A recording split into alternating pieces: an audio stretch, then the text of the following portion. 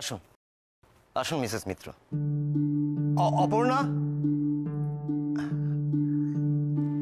ইনি হলেন মিসেস পরমা মিত্র, private investigator. আমার স্ত্রী অপর্ণা। আর এই আমার ভাইজি অলি। নমস্কার।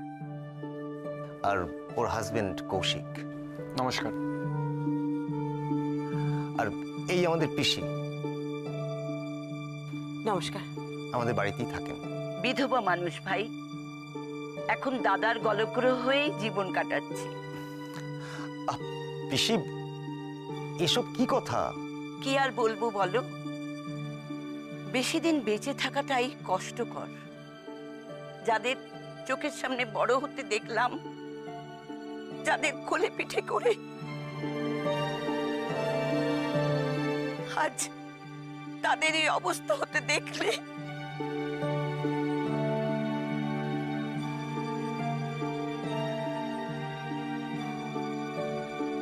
বৌদিকে আসতে বলেছো?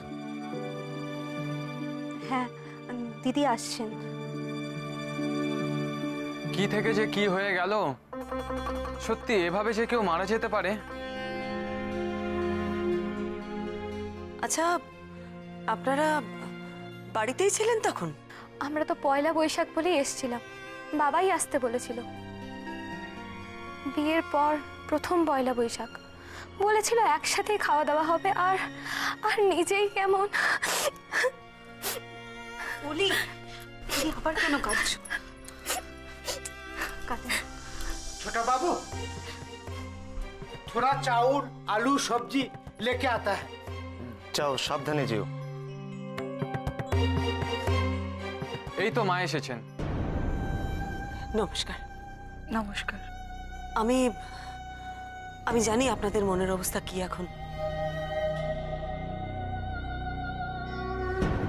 কিন্তু আমাকে তো কিছু প্রশ্ন করতেই হবে না তদন্ত করার জন্য? নিশ্চয়ই করবেন। আমরা যখন আপনাকে ডেকে এনেছি তখন আপনার সব প্রশ্নের উত্তর আমরা দেব। বাবা, বাবা তুমি একা কেন উঠে এলো? আমরা যেতাম তো তোমার ঘরে। না, পাচ্ছি না, আমি আর ঘরে থাকতে পাচ্ছি না।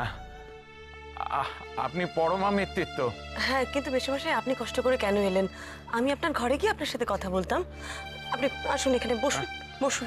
দেখুন, আপনার কথা খবরের কাগজে অনেক পড়েছি।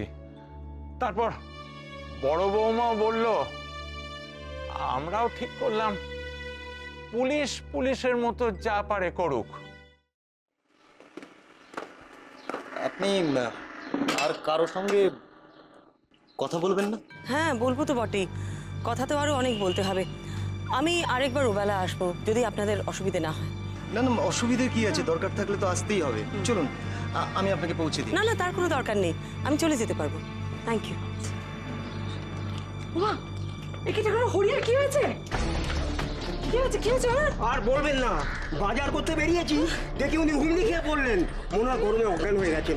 জল দেওয়া হলো, ডাকাডাকি করলাম, কিন্তু কোনো শাড়ি নেই। ওনাকে চিনি, উনি এই বাড়িতেই থাকে। হবে মাত্র আমার দোকানের সামনে দাঁড়িয়েছে, অমনি ধূপ করে পড়ে গেলেন। কি সাংঘাতিক, এতে কোনো শাড়ি নেই। আমি ডাক্তার ডাকছি। আপনারা তো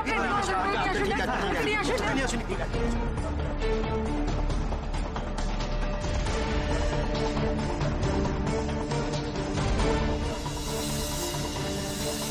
আচ্ছা, আপনারা একটু ধরাধরি করে একটু ভিতরে নিয়ে আসুন। আমি ডাক্তার ডাকছি, আপনারা নিয়ে আসুন।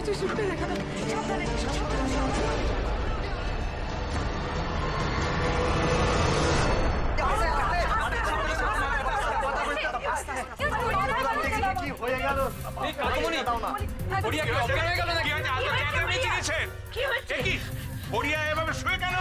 বাবা, বাবা হরিয়াকে যে একই জায়গায় একই রকম ভাবে মেরেছে। হরিয়াকেও 5টা দিন হচ্ছে। একেবারেই নেই। বাবা, আমি ডাক্তারবাবুকে খবর দিয়েছি, এক্ষুনি চলে আসবে। বেশি বাবাকে ঘরে নিয়ে যাও। আমি এখানে থাকবো। একবার কি 5টা দেখা যাবে? তার আমি দেখছি।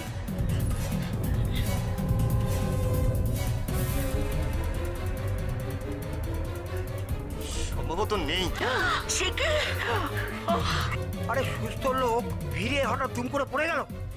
আচ্ছা শুনুন, উনি কি আপনার সামনে পড়েছেন? সামনে বলছেন কি দিদি? আমি নিজের চোখে দেখলাম, আমার দোকানের সামনে আসতেই এবারে মুখ থুবড়ে পড়ল। আচ্ছা আপনি বা আপনারা কাউকে ছুটে পালাতে দেখেছেন? ভিড়ের মাঝে ওইভাবে কাউকে দেখা যায় নাকি দিদি?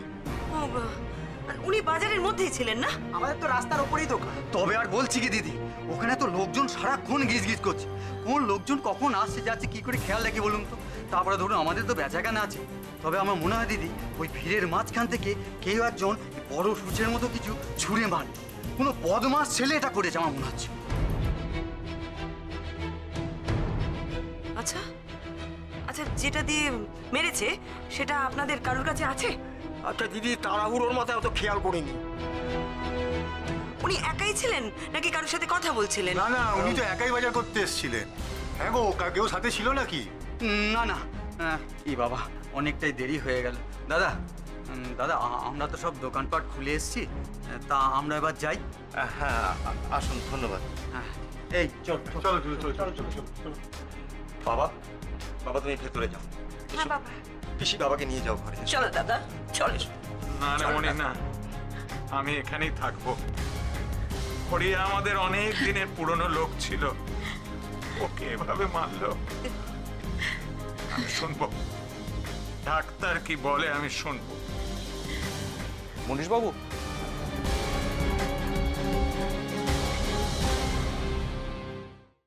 দেখো তো মামনি, চিনতে পারো কিনা এই মক্কেলকে? পরমা মিত্র, এবারে তুমি জিতে গেলে, আমি কিন্তু তোমাকে ছাড়বো না। বড় বউ যেও না, ওই খুনিটার কাছে যেও না। বড় রাখবো, মারো মারো, ওকে থাপ্পড় মারো, মারো তো, খুশি মারো, খুশি মারো।